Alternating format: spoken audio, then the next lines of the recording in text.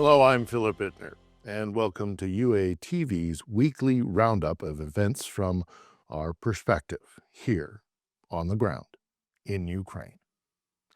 In this edition, we will discuss Moscow's latest attacks against the civilians of this nation. We'll also talk about what is happening around the continent as European nations react to a new paradigm when it comes to an increasingly belligerent Russia and a potential withdrawal of involvement by Donald Trump's White House. But we start with how Ukraine keeps up the pressure with its attacks, and there's good news from Russia.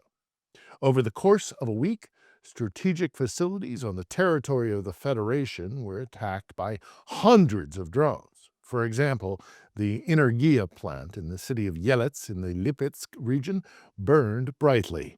The plant produces batteries for military purposes, for drones, missiles, and artillery systems, aviation, and the Navy. Туши свет!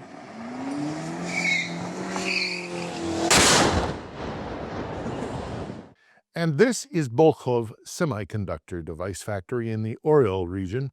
The plant is considered an important part of Russia's military-industrial complex. Its primary focus is the development and production of electronic components for radio-electronic equipment. The plant manufactures microchips, semiconductors, indicators, microassemblies, and eternal batteries for use in electronic systems. Its products are used in communication systems, control systems, electronic warfare systems, and simulators for tanks and missile systems. The plant collaborates with the Sovyezhdy concern and other organizations within the Russian defense industry. And what is Russia doing at this time? Bombing strategic objects in Ukraine? Of course not. The Russian leadership has repeatedly said that they want to destroy Ukrainians as a people, and they continue to show this with all their actions, bombing civilians. So, all last night, the capital of Ukraine, Kyiv, was subjected to a combined attack by ballistic missiles and attack drones. In this footage, you can see the aftermath of the strikes. According to rescuers, 15 people were injured. Serious damage was in 3 districts of the city. And again, non-strategic objects were attacked. A shopping center and a residential building. They were the ones that were targeted. The alarm from this attack lasted more than 7 hours. And such attacks continue throughout the country. This is how rescuers dismantled a house in Kherson, destroyed by Russian shelling. 1 person died there. And this is in the Kharkiv region, the village of Stary Saltov. The settlement was attacked overnight by Russian drones of the Iranian model type. And these are photos from the Donetsk region. There, on Tuesday night, the Russians shelled as many as 4 villages. It is noteworthy that ordinary 1- and 2-story rural houses, which couldn't be confused with military facilities, came under artillery fire. Russians are showing the world that they don't care about peace initiatives.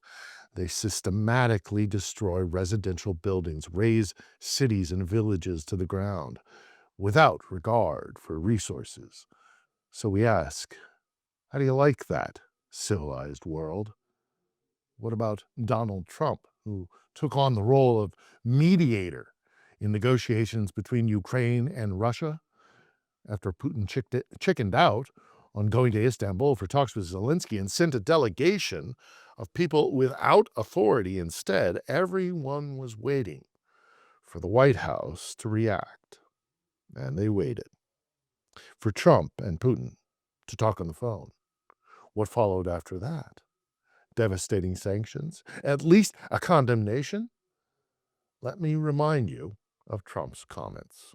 And I believe he wants to stop. Look, I would be, I think, very able to tell whether or not he wanted to or what. I thought there was a very good chance, like a 50-50 chance, that he would say, I want to take the whole thing. I didn't know what he was going to say. And then they have a different kind of a problem. But I believe he wants to stop. Pretty sure. Meanwhile, the Kremlin's inconsistent behavior has received a response in the U.S. Senate. A bill from Democrat Richard Blumenthal and Republican Lindsey Graham on destructive tariffs against Russia already has the support of 81 out of 100 senators. According to the bill, if Russia continues to shirk direct, serious peace talks, secondary tariffs that could be imposed have every chance of destroying the aggressor country's economy.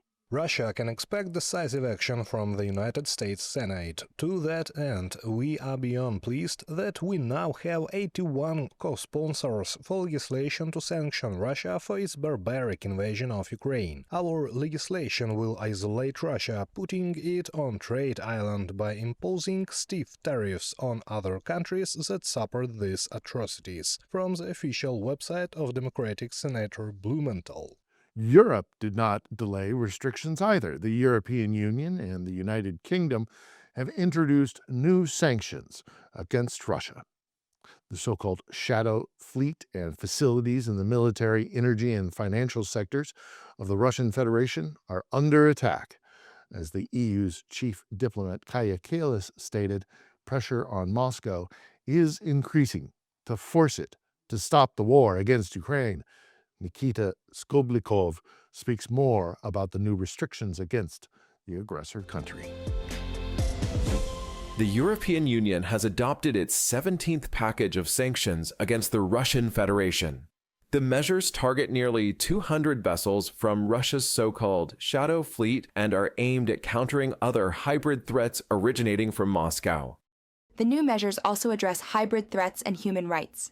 New sanctions against Russia are in the works. The longer Russia continues its war, the harsher our response will be. Kaja Kallas, High Representative of the EU for Foreign Affairs and Security Policy. Kyiv welcomed the new restrictions. In particular, the head of the office of the President of Ukraine, Andriy Yermak, emphasized that the effort to increase pressure on Moscow is ongoing. What's especially important is that tough sanctions are being imposed not only on Russian companies, but also on those from third countries, including Turkey, Vietnam, Uzbekistan, and the UAE, that have helped Russia's military-industrial complex circumvent restrictions and supplied components for drones and missiles. For the first time under the EU's hybrid threats framework, economic sanctions are being imposed in response to physical attacks in Estonia, sabotage of underwater cables, and support for pro-Russian demonstrations in Europe. Andriy Yermak, head of the Office of the President of Ukraine, via Telegram. In coordination with the European Union, the United Kingdom has also announced a new sanctions package against Russia. The measures will target 100 entities across Russia's military, energy, and financial sectors. According to a statement on the UK government's official website, these sanctions are aimed at thwarting Putin's attempts to bypass previous restrictions and blocking his efforts to restore economic ties with the global community. These measures target supply chains for Russia's lethal weapon systems, including Iskander missiles. This will save Ukrainian lives and strengthen our collective security by disrupting Russia's war machine. Every ruble we cut from the Kremlin's revenues reduces Putin's ability to sow chaos, division, and disorder around the world. And it protects the British people by enhancing our national security and prosperity. From a UK government statement. The United States, meanwhile, is holding back despite having a robust sanctions bill ready. According to Secretary of State Marco Rubio, if there is no progress in peace negotiations, the U.S. Senate will begin advancing restrictive measures against the aggressor state. The proposal includes 500% tariffs on imports from countries that continue to purchase Russian oil, gas, or uranium. However, President Donald Trump has so far refrained from imposing new sanctions on Moscow, believing there is still a chance for progress in resolving the war Putin launched against Ukraine. Ukrainian President Volodymyr Zelensky believes that U.S. sanctions would significantly accelerate the end of Russia's war against Ukraine. When it comes to the U.S. package, it's a different story. We all need to work persistently with the U.S. so that at some point, when they're ready, they implement the appropriate sanctions. That would be a huge help sanctions in the banking and energy sectors. A lot depends on the United States whether Putin and the Russian army continue profiting from this war or not. Unlike Washington, the European Union isn't waiting for Moscow to make a move before tightening restrictions. The EU's top diplomat, Kaja Kallas, stated that the bloc will ramp up pressure on Russia to bring it closer to peace.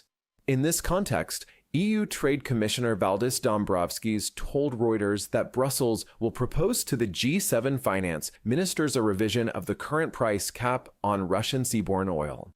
According to sources familiar with the negotiations, officials are considering lowering the current threshold from $60 to $50 per barrel. Reported by Nikita Skoblikov, UATV News. Good news from the Romanian presidential elections. Pro-European candidate Nicurser Dan has been elected president of Romania, defeating the far-right anti-Ukrainian candidate George Simeon. According to Romania's National Election Authority, Dan received about 53.6% of the vote, while Simeon received 46.4%. Voter turnout reached 65%, the country's highest since 1996.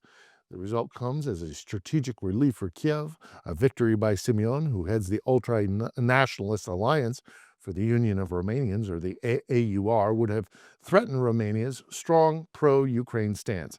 Simeon has repeatedly voiced anti-Ukrainian views, called for halting military aid to Kiev, and is personally banned from entering both Ukraine and Moldova. However, the high ranking of the far-right candidate makes political scientists worried about the upcoming parliamentary elections in the country in 3 years.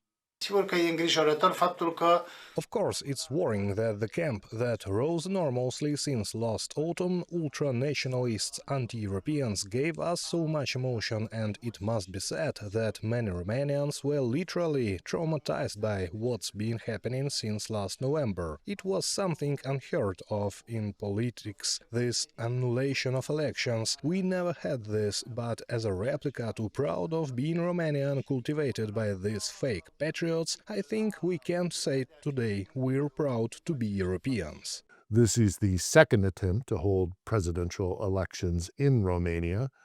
The results of the first round, held last November, were annulled by the country's constitutional court on December 6th, 48 hours before the start of the second round. The country's authorities suspected candidate Călin Georgescu, who unexpectedly showed the best results in the first round, of manipulating votes on TikTok, and that Russia may be behind his victory. The results of the first round of the presidential election were nevertheless annulled on the basis of suspicions of Russian interference. The Romanian authorities also accuse him of violating the constitutional order and sympathizing with fascism. Elections were also held in Poland, the first round of voting for the country's president. The winner was Rafał Trzaskowski, a candidate from the ruling pro-European Civic Platform Party. It would seem to be a victory for common sense and a defeat for the pro-Russian forces, yes? But not everything is so clear-cut. The second place, with a gap of less than 2%, was taken by a representative of the right wing, Karol Nawrocki, and he has every chance of winning in the second round, because the third and fourth places were taken by very interesting figures. We don't want Jews, homosexuals, abortion, taxes, and European Union. Sławomir Mencen, candidate for president of Poland. Charming, isn't it? So we have an anti-Semitic, homophobic, and Eurosceptic in Mencen, and another ex-candidate, pro-Russian populist, Brown. Together, the representatives of the right-wing forces receiving more than 50% of the votes. And although Nawrocki, who made it to the second round, does not have such extraordinary views as his competitors in the first round, it is not excluded that he will make concessions to the radicals for the sake of votes. Then we will see a political crisis in Poland, when the president is supported by the radicals and the parliament is in the hands of moderate centrists. The elections in Poland and elections in Romania are equally important for NATO and Europe because of its geostrategic positioning at the eastern flank of NATO alliance. Now, we've secured elections in Romania with Mr. Dan, who is a liberal candidate, pro-EU and pro-NATO, sidelining the far-right nationalists. All eyes are on Poland, but the two elections are completely different because of their demographics, dynamics, and the issues that are raised in the campaigns. Meanwhile, Europe is stepping up its readiness to potentially defend itself against Russian aggression. Germany is deploying an armored brigade to Lithuania to bolster NATO's eastern flank. Chancellor Friedrich Merz came to Vilnius for the opening of the military base, where he attended the ceremonies with President Gitanas Nausėda.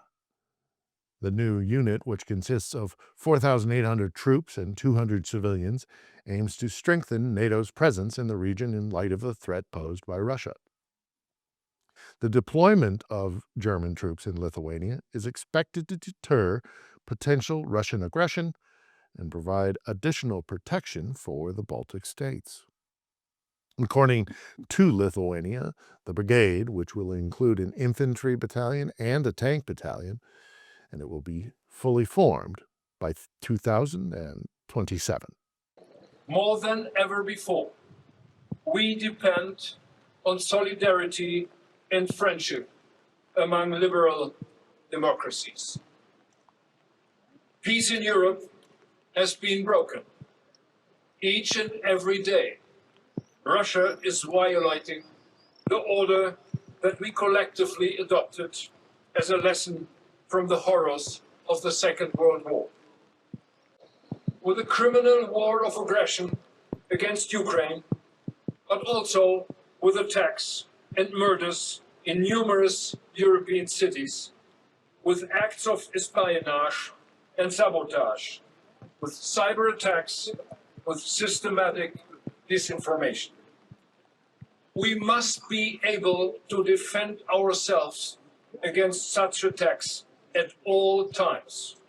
Freedom is not for free. Every voice matters. Join our community, support independent journalism and help us bring you the truth from Ukraine.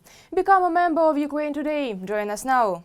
By the end of the decade, NATO will be stronger and Russia will have a terrible hangover, wrote the Polish foreign minister on social media platform X. He recalled NATO was created to contain Russia, and it was Moscow that refused to follow the European path and decided to try and restore its empire. We will not allow this to happen, promised Radoslav Sikorski. Andrei Dmitrenko tells how European countries are strengthening their defense capabilities. NATO's mission in the Baltic Sea should not only continue but expand, said Lithuanian Foreign Minister Kęstutis Budrys. The operation, called Baltic Sentry, was launched in January 2025 to protect the underwater infrastructure of the Baltic Sea. After damage to submarine communication cables, governments in the region blamed sabotage. Calls to extend the mission gained further traction after a recent incident in international waters near the Gulf of Finland, when a Russian Shadow Fleet tanker refused to stop at the request of Estonia's navy. The growing activity of the Shadow Fleet also means a greater military risk. If international law allows us to act, we must clearly define and apply it. Uncertainty only encourages violators to act more boldly. Kęstutis Budrys, Lithuanian Foreign Minister, at the Lennart Meri Conference in Tallinn. NATO's role in securing European stability was also a key topic at the European Political Community Summit. Slovenian Prime Minister Robert Golob proposed combining national defense spending with contributions to EU defense initiatives under a single metric. He argues this would provide a fairer calculation of defense efforts, especially as NATO aims to boost defense budgets among its members. His Croatian counterpart backed the idea. Regarding Rutte's proposal, we are going in that direction, and we have already committed to defence expenditures at 3% of GDP in the next several years. How much exactly we will commit to, we will see after the conclusion of the coming NATO summit. Andrej Plenković, Prime Minister of Croatia, at the European Political Community Summit. NATO Secretary General Mark Rutte also plans to overhaul how defense budgets are calculated. According to media reports, he wants member states to allocate 5% of GDP toward the broader security sector by 2032, including direct investments in the defense industry, infrastructure, cybersecurity, and other areas. Washington believes this target is entirely realistic. We are headed for a summit in 6 weeks in which virtually every member of NATO will be at or above 2%. But more importantly, many of them will be over 4%, and all will have agreed on a goal of reaching 5% over the next decade. It will be the first time ever in NATO's history where they have reached targets and goals that will allow NATO's partners to be more than 50% of the alliance. That's an historic moment if it comes to fruition. That's what was agreed upon today by the foreign ministers, Marco Rubio, US Secretary of State. Defense ministers from France, Germany, Italy, Poland, and the UK met in Rome in the E5 format to discuss the growing defense spending and reshaping Europe's security architecture. Ukraine's allies confirmed they would increase military aid. UK Defense Secretary John Healey emphasized that Russia is still unwilling to negotiate peace, and that the pressure on Moscow must grow. We now have to put pressure on Putin in every way we can, so that's a combination of military support for Ukraine in the way that we are, diplomatic pressure and economic pressure where we can as well. We will do our bit as the E5 defense ministers and E5 nations, but the more this effort on all flanks is coordinated with more nations, the more effective it's likely to be. The European Union also pledged continued support for Ukraine's defense. According to Ukrainian Prime Minister Denis Shmyhal, EU partners will allocate 1.9 billion euros in military aid from frozen Russian assets. In addition, the head of the EU Military Committee, Robert Brieger, announced that in 2025, the bloc could double its deliveries of large-caliber ammunition to Ukraine. Brussels aims to send 2 million shells by the end of the year, reported by Andriy Dimitrenko, UATV News. Australian Prime Minister Anthony Albanese confirmed the fleet of second-hand M1A1 Abrams battle tanks are on the way to Ukraine, and that was also reported by the Australian Broadcasting Corporation. The first of the 49 vehicles loaded aboard a cargo ship recently, but the government will not disclose the current location nor the expected arrival date for security reasons. The White House is not too happy with this decision, although Washington officially gave the green light for the transfer. Allegedly, in private, American officials have responded that they remained disappointed, though. Last year, even before Donald Trump returned as president, we warned the Australians that sending these Abrams tanks would be complicated, and once they finally get to the battlefield, the Ukrainians will find them difficult to sustain. One U.S. official to the AABC, speaking on the condition of anonymity. Belgium will provide Ukraine with a large package of military aid. We're talking about equipment worth more than €1 billion. In the new aid package, Ukraine can count on the rapid delivery of about 100 armored ambulances and Unimog transport vehicles, as well as weapons and guns. According to Defense Minister Theo Franken, the bulk of the aid, €645 million, is of Belgian origin, but the Belgians will also transfer to Ukraine 5 unmanned naval vessels and other drones, helmets, medical equipment, portable drone detection systems, night vision goggles, and protective clothing against chemical, biological, radiological, and nuclear threats. In addition, more than 16,000 weapons and guns will be delivered, as well as 20 modernized Cerber-type anti-aircraft systems and a Leopard battle tank with a modernized gun turret for testing. Belgium is also investing in training Ukrainian F-16 maintenance technicians as part of the coalition in cooperation with the Belgian defense industry. But not all European countries act as allies towards Ukraine. And here, as often happens, the conversation turns to Viktor Orban. After multiple blockings of aid to Ukraine and new sanctions against Russia, he has found himself a new hobby. Now, the Hungarian Prime Minister is catching Ukrainian spies in his country. It is not entirely clear what they're supposed to do there, but Orban and his team have taken up the new occupation with all their passion. My colleagues will tell you the details. Hungarian special services announced the exposure of 2 alleged Ukrainian spies. According to government spokesperson Zoltán Kovács, the individuals in question are Roland Seber and István Holló. Their supposed goal was to discredit Hungary on the international stage. Roland Seber, an illegal officer of Ukrainian intelligence, built ties with opposition figures. István Holló is under criminal investigation for espionage. Mr. Seber organized meetings with political and military figures to sway Hungary's stance on the Ukraine conflict. His growing influence led to a travel ban in 2024. Mr. Holló, a pure Ukrainian national, sought military and energy intel linked to Ukraine's war demands. Zoltán Kovács, State Secretary for International Communication of Hungary, on X. This is not the first time Hungary has identified so-called Ukrainian agents. On May 9th, Hungary's counterterrorism center detained a former Ukrainian diplomat in Budapest. According to Hungarian media outlet Telex, the man worked at the Ukrainian embassy in Hungary in the 2010s. He is now accused of espionage, allegedly posing a threat to Hungarian sovereignty.